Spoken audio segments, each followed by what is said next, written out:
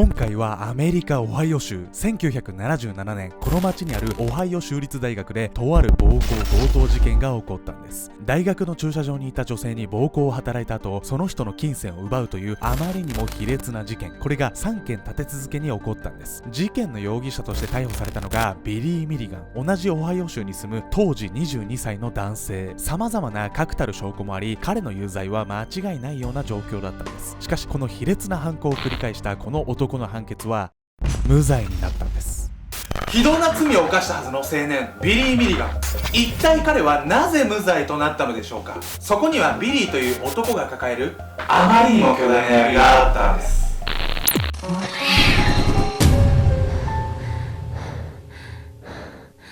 いどうも、アルゴメトリーのケンちゃんです。どうも、可愛いは作れるの申し子、やみやみこです。3人の女性に乱暴した上で強盗までしたこのビリー・ミリガンなんですが、この状況でね、なんで無罪になったと思います？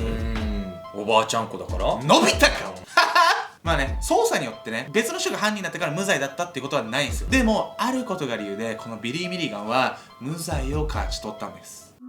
容疑者ビリー・ミリガン。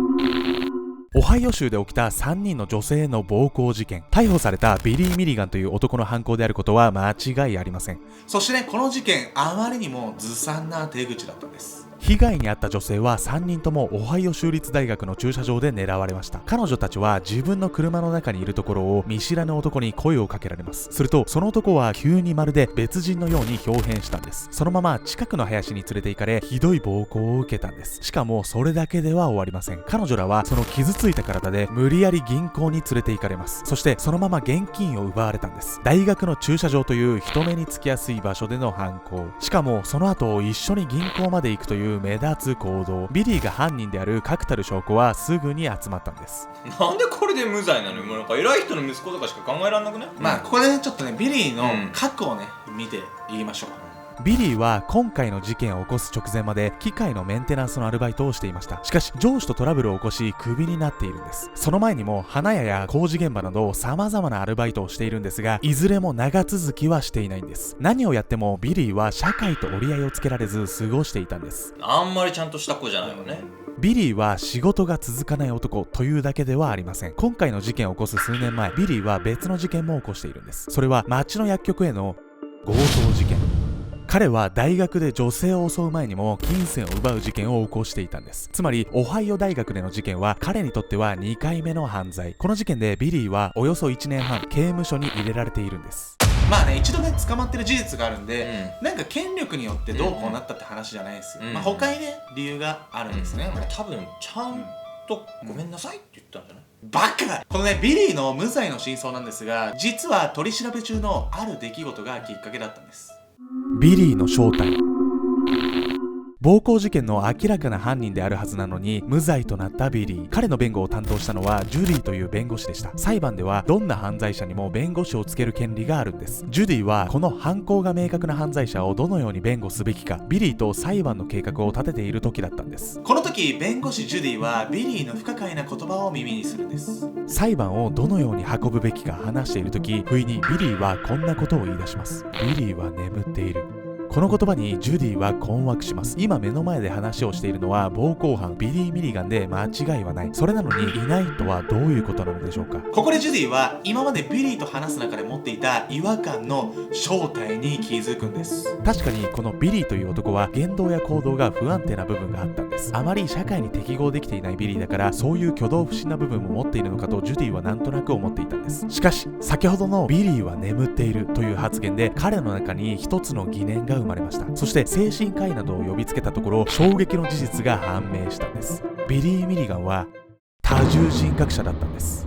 多重人格とは、ある人間の中に複数の人格が存在することなんです。現在では乖離性同一性障害と呼ばれるこの症状、一人の中の複数の人格は年齢や差別が違うだけではなく、性格や使う言語、人によってはアレルギーまで異なると言います。このビリー・ミリガンという男の中にもビリー以外の複数の人間がいて、その中の誰かが表に出てきていたのでした。そしてジュディや精神科医がビリーと話すうちに様々なことが分かってくるんです。ジュディが今話をしている人格はアーサーという名前。アーサーはビリーの中にいる複数の人格のまとめ役的な存在だと言います。ビリーの人物像からは考えられない知的な話しぶりで流暢なイギリスなまりの英語を話すアーサー。弁護士ジュディがビリーを普通と違うと思ったのも彼を見てのことだったんです。アーサーは話します。ビリーの中でスポットライトのようなものが上から当たっていて、複数の人格はその周りにいる。そのスポットに入った人格が外の世界に出ているのだと。そして何より他の人格が外に出ている間のビリーの記憶はなく、そのため別人格が存在することに彼は気づいていないということだったんです。ビリーの中にはまとめ役のアーサー以外にこんな人格がいたんです。主人格であるビリー、まとめ役で知的なアーサーの他には運動能力が高く闘争本能であるアドレナリンをコントロールできる男レイゲン、唯一の喫煙者で絵が上手い男アレン、喧嘩腰でなぜか縄抜けができる男トニー、いらねえなそれ、内気な少年ダニー、泣き虫のデイビッド、文字が読めない障害を持つ女の子クリスティーンの兄であるクリストファー、レズビアンの女性アダラナ、そして好ましくない人格としてアーサーに抑え込まれほとんど外に出てくることのないフィルやケビンといった人格以上のビリー・ミリガンも合わせた23の人格がこの時彼の中に眠っていたんです。そして大学での暴行事件もビリー以外の人格がそれも犯行の間に何度も入れ替わりながら起こされたんです。では皆さんコメント欄で予想してほしいんですけど、今回の事件は何で起こったと思いますか？アルバイトもクビになり、ビリーが途方に暮れていたある日のこと、レイゲンとして目を覚ますと彼の目の前にはたくさんの請求書があったんです。レイゲンって運動神経が抜群の男ね。記憶にはないんですが、なんとか支払いをしなければいけないと思ったレイゲン。責任感の強い彼は大学に強盗に入りお金を工面しようと考えます。女性を襲うつもりはなかったレイゲンだったんですが、不意に人格の交代が起こります。ここで出てきたのが女性の同性愛者アダラナなんです。女性となってターゲットに近づくアダラナ。なんとなく気許しちゃいそうね。話しかけたところで現れたのはフィルでした。普段はアーサーに抑え込まれている乱暴者のフィルが現れ、女性に暴行を働いてしまうんです。もうそんなつもり計画ではなかったのにね。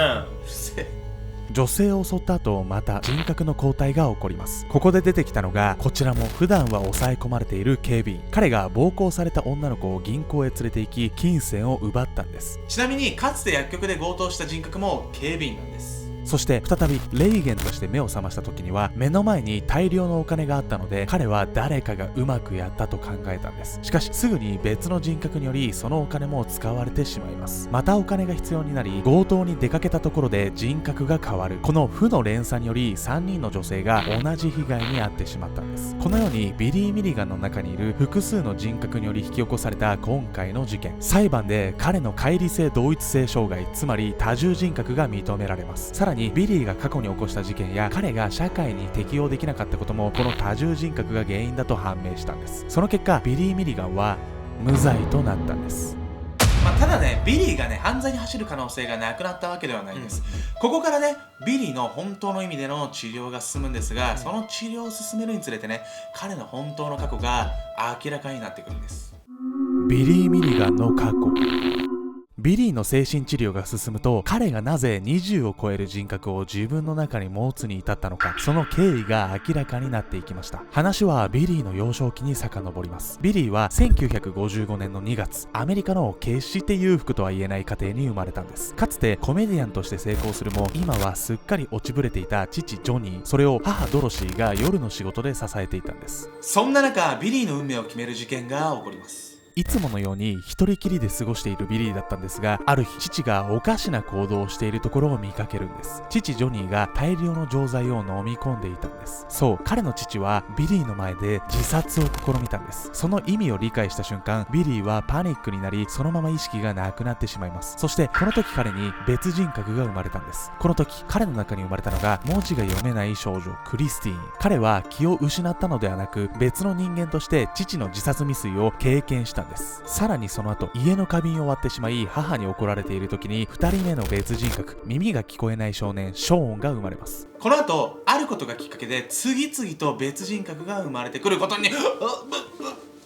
自殺未遂からしばらくして父ジョニーは本当に自殺してしまうんです。これにはビリーも大きなショックを受けます。しかしビリーの苦しみにまみれた日々はまだまだここからがスタートだったんです。ビリーが7歳になった頃、夫を亡くし一人だった母が再婚しました。彼の2人目の父親となったのがチャーマーという男。ここから新しい家庭で幸せな日々をというわけにはいかなかったんです。ビリーが9歳になる頃、チャーマーに家の納屋に連れ込まれました。そこでビリーを待っていたのは義理の父からの激しいこのままでは耐えられない。幼いビリーはそう思ったんです。その瞬間、彼はまた新たな人格と入れ替わりました。こうしてビリーはまた辛い出来事を別の人格を作り耐え忍んだんです。しかし義父チャーマーからのはこの後何年にもわたって続きます。その度に彼の中に新しい人格が現れ、その人がを受けたんです。彼がこれらの人格を生み出したのは無力な自分を守るためだったんですよね。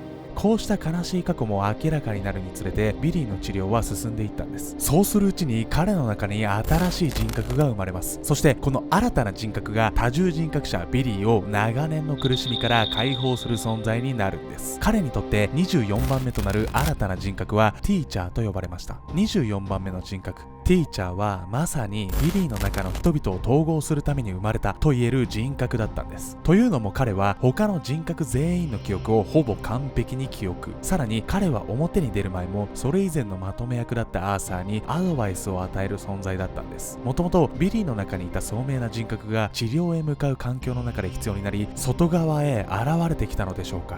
そんなティーチャーをもってしても統合はすぐにはうまくいかなかったんです。ティーチャーと他の人格の意識の交代を繰り返しながら少しずつ安定していったようなんです。そして一人ずつビリーの中から人格が消えていき、事件から10年以上の時を経て彼の治療は終了。これでビリーと彼の中の人間たちの苦しみの日々は終わりを告げたんです。ビリーの存在により傷ついた人がいる事実は変わりません。しかし彼もまた別の存在を生んでまで命の危険から自分を守らなければならなかった被害者と言えるでしょう。いやミコさん、もうね僕感動しちゃったんですよ。何があったの？何があったの？なんとですよ皆さん、日本一の YouTuber ヒカキンさんがなんとアルゴメトリーを見てくださってると DM が来たんです。なんとね、ある日ね、僕がね Twitter をねスラッシュしたんですよ。シュポシュポシュポってね、スラッシュしてたらね、なんかね、ヒカキンフォローされましたって出てきて、みたいな、俺外だったんですけど、って言っちゃったの。まあね、ヒカキンさんね、プロフィールにね DM は返してませんってあったんですけど、一応お礼したんですよ。ありがとうございますと。で、お忙しいと思うので DM の返信はしなくても結構ですと、これからもよろしくお願いしますみたいな送ったんですけど、そしたらね、帰ってきたんですよ DM が。それは感動するわね。で、なんと1ヶ月前からアルゴメトリーをね見てくれてると。なんか僕ちょっとある取材で、直近の目標が早く50万行きたいって言ってたんで、それを多分読んでくれてて、すぐに50万に行けますって、でお体に気をつけてください。優しい。ちょっと前置きが長くなっちゃったんですけど、僕が言いたいのは、ヒカキンさん見てくれて本当ありがとう、興奮してますと。でも本当この動画もヒカキンさん見てたらね、ちょっとコメントしてください。いやそれはいやらしいわよ。それはねちょっと冗談なんですけど、でも皆さんこうやってヒカキンさんからコメントいただけたのを日頃皆さんに応援していただいて、それで結果ヒカキンさんに届いたってことなんです。そういうことなんです。なので、僕たちがね、ヒカキンさんにフォローされてからって、登録者が伸びたからって、何も変わんないですよマジで。ほんとコツコツ動画作るし、ただずっと一緒だとつまんないんで、僕たちもどんどん進化していくんで、本当にこれからもね、僕と闇やみこさんをね、どうぞよろしくお願いします。チャンネル登録と高評価よろしくね。